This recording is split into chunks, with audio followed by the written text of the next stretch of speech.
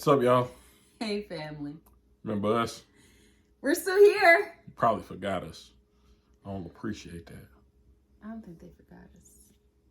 He's still trying to fix your He's still trying to fix his glasses. I'm just trying to fix that glare. Somebody taught me a trick, and so if I look to the side and I got my glasses hiked up like that, don't be laughing at me. That's just so y'all can see my eyes. You can laugh, but it works great right now as he's facing forward. Just yeah. So side. act like I'm always facing forward, even if I'm like this. Stop. She said stop. Stop. So, hey, it has been a little bit. We are in March. Yes. It's last time we did a video was back in January. We just skipped February. It was like short month, it was Black History Month. So, February was, so True. we was black all month. But we're like all year. Yeah. Really. Yeah. So we were celebrating. All year. Yeah. Yeah. I don't know what that got to do with anything. But... You don't know what you're going to get with us, and that's okay. Yeah. So, now it's Women's History Month. Say what? Yeah. She ain't even know. I'm just... No, I didn't even know that. Here I am, a woman on camera making history. There we go. So it's Women's History Month. So I'm a woman all year. Which is March, in case y'all didn't catch it at first. But yeah. So yeah, last time we had a conversation, it wasn't a fun one. No. It wasn't. Yeah. So it was heavy. Yeah. It sucked having that conversation. Yeah. So last time I said I ain't feel like having that conversation, but I had it because y'all been with us. You have been with us. Do you know how hard it was to make that video? We had to re-record that video almost 4 or 5 times. Maybe like 5 or 6. Yeah, it was bad. It was a lot, and we was chopping and trying. Not a lot of editing. Like we don't do a whole lot of editing, as y'all can tell. It's just typically just raw. Yeah, so y'all get the eyeglasses hiked up in the back and all that. So yeah. So for those of you all that don't know, I'm Jonathan, and this is my lovely wife, Gheilescia. We are doing these videos to document our journey through the IVF process. Just a quick recap. Gheilescia has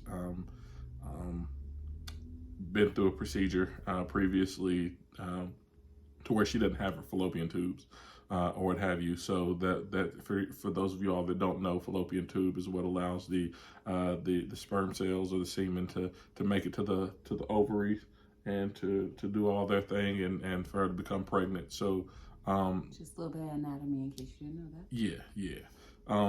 But since that was the case, we've sought other methods, and the method that we've selected or landed on was IVF. I wasn't born like that, by the way. It's a procedure that happened previously. Right. So we actually have 2 teenagers way prior, like one is 17, one is 16, and so everything worked, but then the tubes were removed, and so now that leaves us with this process. Right. So kind of moving closer, and if you have any questions or anything like that, a lot of it is explained in some of the prior videos. Right. But more recently, we went through the IVF transfer process and all, and we were successfully pregnant, and around close to week 10, we lost our baby boy. Yes. Zion Gheilescia Harbison.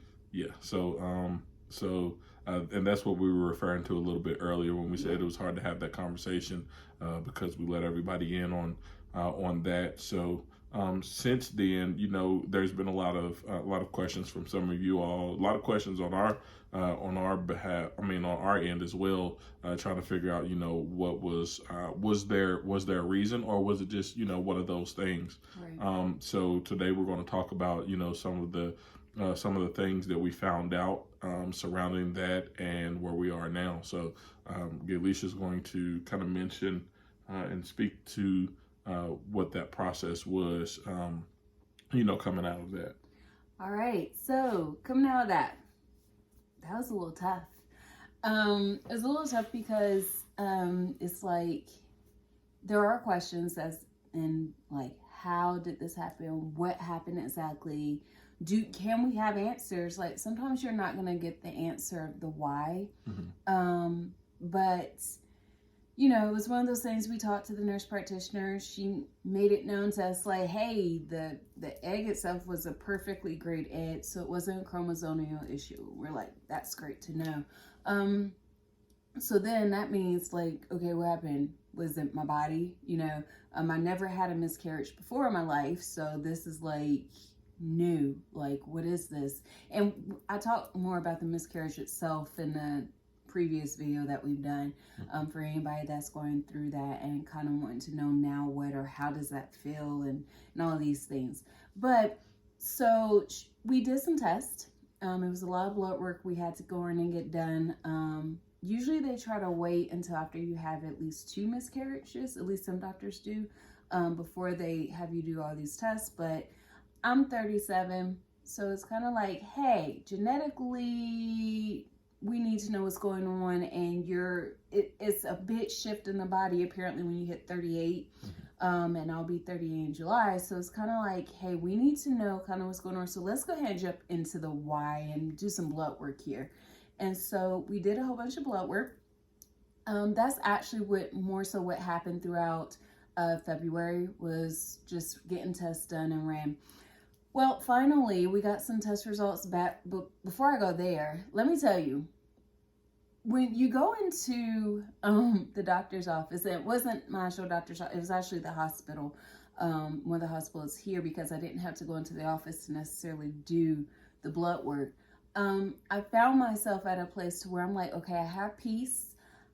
I'm honored to have been Cyan's mother for as long as I could be, even if that was just carrying him in my womb. And you go in to just get some blood work done, and I don't know if I even remember telling him this or not, but the nurse that took my blood, she's like, well, what are you here for? And I'm telling her, and she was like, a little bit of an older lady, and she looks at me, she was like, well, I'm just going to tell you this. She was like, sometimes it just ain't meant to be. Yeah, that's how I looked. I don't think I told him. Did I tell you that? I don't know. But I like to, if I'm offended, I like to get rid of stuff mentally. So that's probably why. That's I don't probably remember. why. That would be good. Yeah, so I looked and I'm like, what do you say to that? And I said, it's whatever God says it is. That's the only response I could have. But even with just simply that individual being in the medical field, you look for that professionalism. And so it gets frustrating when you know that can only be what God says it is. And you know that if it's meant to be, it will be. If it's not, it's not. You don't need that reminder. It's almost like a stab sometimes. So if you're in that field and you're watching this video, please never say that to a patient. Anyway, so we go on and we get the blood work done. And the results come back in, and almost everything comes back perfectly. It's like, great, great, great. And then we hit the very last one that we're waiting on, the very last test, and it says, hey, you have a blood clotting factor. What that means is basically that in our next attempt to get pregnant, I'll have to actually take like a low dose molecule of heparin. And I'll be on that for so long or whatever have you. So we're thinking that that clotting factor is actually what somehow recognize the baby as a clotter or whatever have you, and attack the baby, which thus caused me to have a miscarriage. So I've heard some say that, oh, that's an easy fix, even though it sucks, while others are kind of like, it's a 50-50 chance. You really don't know what's going to come out of it. Right. So, and in saying that, in going through the miscarriage and things like that or what have you, there's a lot of questions that always surround that. But what I do want to share is, unfortunately, it's something that does happen. but just know that you're not by yourself. Right. Like that, you know, after the miscarriage, there were so many people, so many that was like, you know, definitely keep your head up. Like, and a lot of people respected what we asked them to do, and that's not come to us with sad eyes like, oh, I'm so sorry. Now, some people did, and some people approached us in very most inappropriate places, like, you know, basketball games and stuff like that. Like, oh my gosh, I'm so sorry. It's like, did you see the 3-pointer? Did you see the block, the fast break idiot? Like, and it was so hard to respond in those cases. And at one point, my husband looked at me and was like, "Good job." And I'm like, because I have no filter. I'm terrible at that at times. Right, and that's no offense to anyone that may have, not at all. But we appreciate the concern. Right. And it was just us trying to figure out how to respond to the concern. Right. So, and again, just looping back to the main point is, you know, there's so many people that have gone through these type of situations, so many more than you might realize. And it was nice hearing people share their stories with us. Right. To give us hope and to hear those stories. Right. So, and one of the things, actually, I was having a conversation. I have great coworkers now. I work remotely. You know, so I have coworkers that I've never physically seen in person, but wonderful support, especially my management. I was talking to my supervisor today, and he always, you know, he asked me, "How are you doing? Like, as a person, how are you doing?" And you know, I'll respond, and then he asked me about some business stuff or what have you. But he doesn't get off the call without saying, "Hey, how's Mama doing?" So, and I was speaking with him today, and Gheilescia doesn't know this yet, but I was speaking to him today, and he was like, "Hey, you know, how's Mama doing?" And I was explaining to him how she's doing and things like that or what have you. And he was like, "Yeah, that sounds great." He said, "Somebody asked me something, and what they asked me was, what was the best day of your life?" And he said, I was able to answer that very quickly, and I was able to respond, not my wedding day, not the birth of my child, you know, none of those things. It was today. Today is the best day of my life so far because I made it through all of those other days to see today. Wow. And in saying that, in having that mindset, you're grateful. Yeah. You don't have to worry about what may or may not come. Right. You can be excited about some of the things to come, and you don't have to stress over the past, you know.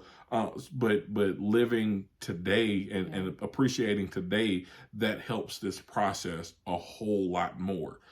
So, you know, even going through this process, I've mentioned this to Gheilescia before, totally not relating to this, but it includes this. You know, if my life didn't get any better than it is today, I will die a very, very happy man. So anything else is gravy. So, but yeah, so my gravy. Everything else is gravy. You the main course. Ooh, you hear that? That's deep. We're not gonna get into this on the screen because you know I'm my daddy's son. So yeah, y'all don't know nothing about it. Anyway, not on camera. But yeah, so I just wanted to share with you all that you're not alone. And going through this process, there's definitely, there can be some rough days, but also there's some beautiful days. So don't miss out on the beauty as well. And what I would say is, do not be ashamed of any of it. Right. Don't be ashamed of the fact that you lost the baby. Mm-hmm. I'm telling you how I see it. With that, I don't feel like I actually lost the baby because I wasn't the one making the baby. I was the carrier of the baby. Right. And so in that, whether he made it, you know, when I birthed him, or whether he made it, you know, I feel like he was done when the Lord said he was done. Right. And so because of that, it's not a loss. It's the fact that I missed the chance to get to hold him and do all these things, but I'm honored by the fact of just carrying him. And you as a woman and you as a man, you know, trying to be supportive and understand that maybe you've lost your son or you've lost your daughter in the process of while she's also mourning, you're mourning as well. That is not a loss for you. What that is the fact that you missed a chance. But it's a chance that you missed, but God gets them and gets to care for them. And they get to bypass all of the trauma and dramas of this world. It's something that they don't have to go through, and they get to cheer you on, and you will meet them again, you know? And so regardless of whatever happens throughout this process of a miscarriage or that you may be going through or you have gone through, don't be ashamed of it. Someone mentioned to me one day and said, actually a couple of people have told me like, hey, maybe y'all shouldn't document y'all's journey until after you're about 4 months or so, and then go back and then kind of talk about it. And my response to all of those individuals was simply like, I'm proud from day one that I get pregnant all the way through. Right. And I'm not going to be quiet about it. If I have, God forbid, but if I have like 3 or 4 miscarriages, I'm going to talk about every last one of them, because every last one of them was an individual to me. They were my son or they were my daughter. Right. And I was proud for whichever moment in life I had them. Yeah. And it's okay to have the conversation. I don't, this video isn't just to speak on miscarriages. No. We actually went a little bit more deeper into this than we planned to. Yeah, but in saying that, in sharing the fact that, you know, for anybody that's had a miscarriage, sharing that information is not a cry for attention. No. Because some people don't share because they don't want it to feel like, man, like people are going to think that this is, you know, me trying to get attention and I want pity. But sometimes we just need to talk. Mm-hmm. Sometimes it's good to just let people know your situation so that they can know how to, they can know, I don't want to say how to handle you, but so that they can know how to approach you, you know. When people ask, you know, like how many children have you guys had, or do you have? My answer isn't 2 anymore; it's 3. Mm-hmm. You know, right. So yeah. But so we're having this conversation. There's going to be a point in time where we're having a conversation like, listen, you know, you parents of newborns, like we know you want sleep. Yes, like that's coming. You know, and you know, it's important that people, you know that when people have newborns, don't approach them like, oh, you miss sleep. I slept so good last night. Like Lord, keep me near the cross, Jesus. Right. So I don't want to know about how well you slept. Yeah. I just want sleep. Yeah. And this isn't a competition either. Like, no. You know, I had to stay up with the baby, you know, all night. I've been up for, you know, 28 hours. I went 48. I went 48 last night. I was gaming. I gamed all the way. Dude, you were having fun. Like, you were dealing with a crying baby. Like, but anyway. Okay, moving on. We're going to get off this topic. I digress. Yes. So as far as where we are now, where are we? Right now, we've gotten all the blood work back. Mm-hmm. And so that led to me having to go in. And since we figured everything out now, that meant that I had to have like a menstrual cycle. And after that happened, we had gotten an appointment scheduled for me to go in and get what I love to call the power wash. Listen, that power wash was not as bad as it was the first time around. Hold on. I think you said it wrong. It was a lot worse. It was worse than the first time around. Listen, I thought something was happening to me. I thought I was sitting there like, I was singing to myself. I was trying to find comfort. It was a process that was supposed to only take about 10 minutes and ended up taking close to a half an hour. Yeah, there was some issues finding some stuff and circling and all that. Yeah. She couldn't. The cervix. She was. It wasn't her fault. Don't go there. Okay. But yeah. But it wasn't her fault. So. But yeah. Cervix can be found. So needless to say, she was cleaning me out, power washing everywhere, and it was torture. I know when I got up, I looked down and said, "Oh." No, it was the pressure washing, and then she was like, "Oh yeah, don't hold on." We're about to have a scraping.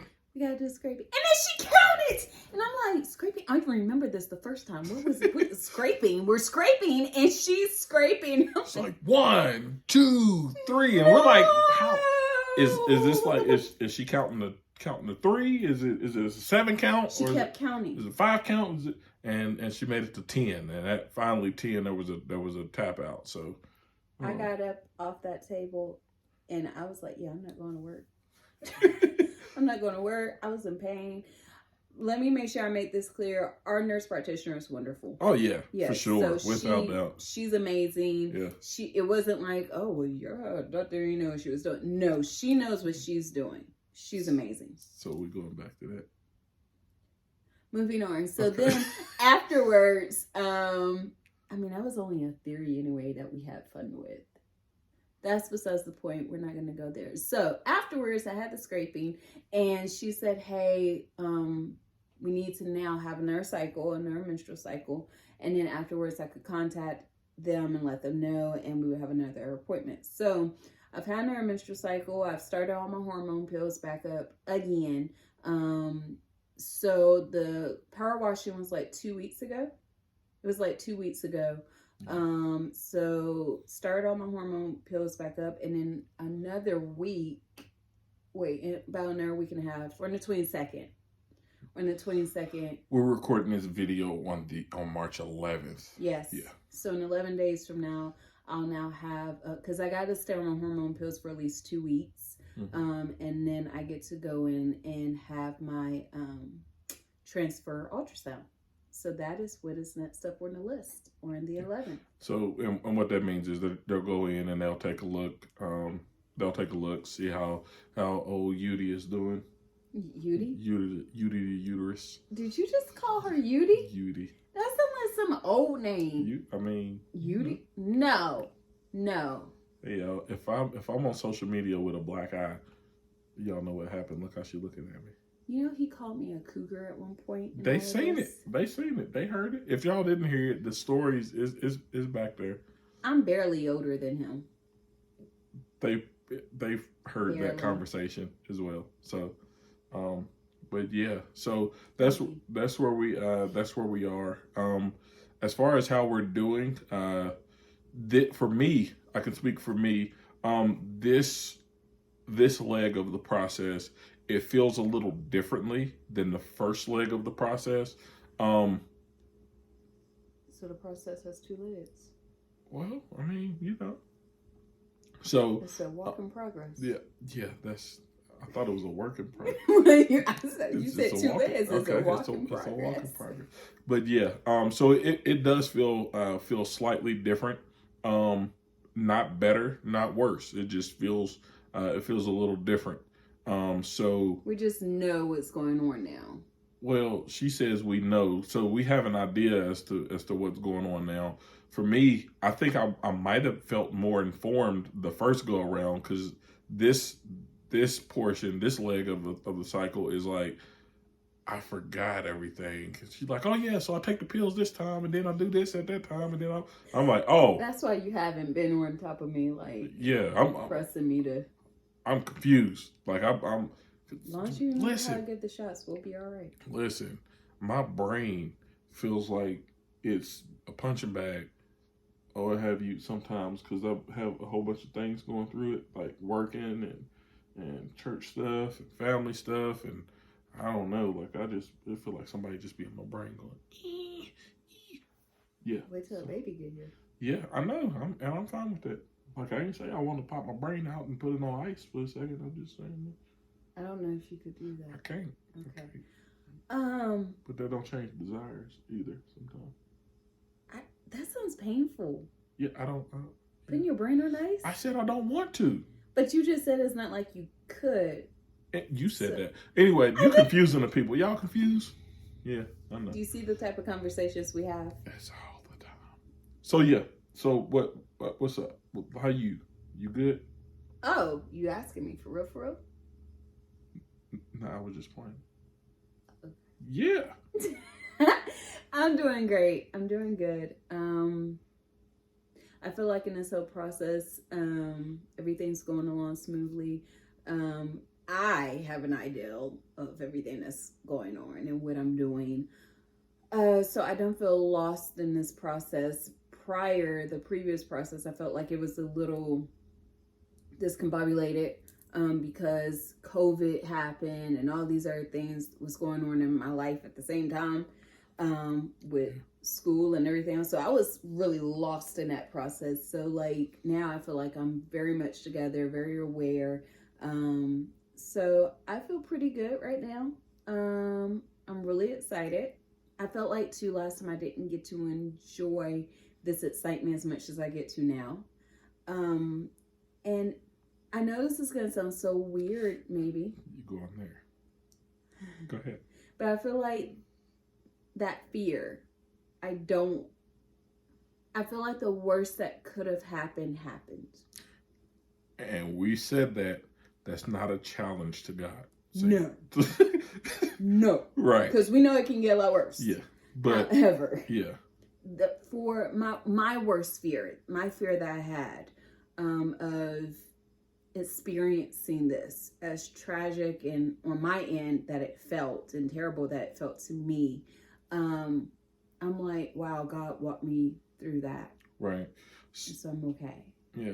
And one of the things, like having a bad day and things like that, sometimes what I think about, and I've shared this before, maybe not with you all, but and having a bad day, sometimes if you sit in it too long, and it's good to process through, like go ahead and process through.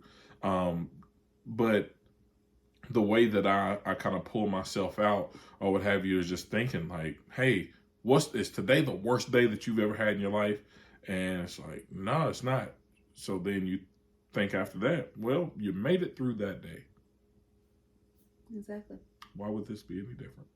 So, funny part is now I feel like I have more hope, more excitement. I'm like, wow, this is really happening, and I'm totally pumped for it. So, hopefully soon we'll be coming back at you guys with an update. Yeah.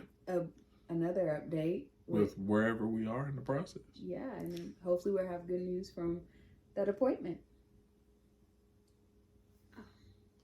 All right. Ink, you got anything else? That was my closing face, but Are you closing?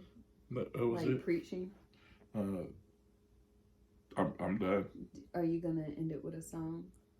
What's that song y'all used to sing over there at the church? We attend a different church, and it was funny because I'm more so charismatic, Pentecostal. What she just now mumbled through is we used to attend different churches. Oh, we did. Yeah, I mumbled through that. I'm sorry. Prior to us being married, and then even for a couple months after being married. And I learned a lot of stuff when I joined his church. It was a beautiful church. I loved it. And I was very charismatic, apostolic, and he was Baptist. Now we're Pentecostal. We go to how about we just church now. Christians? We're Christians now. Yeah. And I went to his church, and I never experienced this at my church, so it's pretty cool. But they ended like, you gonna sing it? No, my singing voice is terrible, and if I sing, y'all probably won't come back. I'm not gonna sing. Tell them in the chat, in the comments. Tell them, say sing. Y'all just, it's sing. Just, oh man. It's all man 3 times though, isn't it? See, they sing all man 3. I'm not. No, it's not all man 3 times, is it? Yes. I forgot. And then at the end, like I was like, oh, amen. You know, that's all I had. It's one big really drawn out. Oh man, that's some. Like, that was it. Like, that was it. And I was like, amen. And then sometimes we'll end it on the upbeat. Everybody say amen. I said I was gonna sing. Amen. Listen. You're on camera. Amen. Amen. Amen. One more time. No. Sing all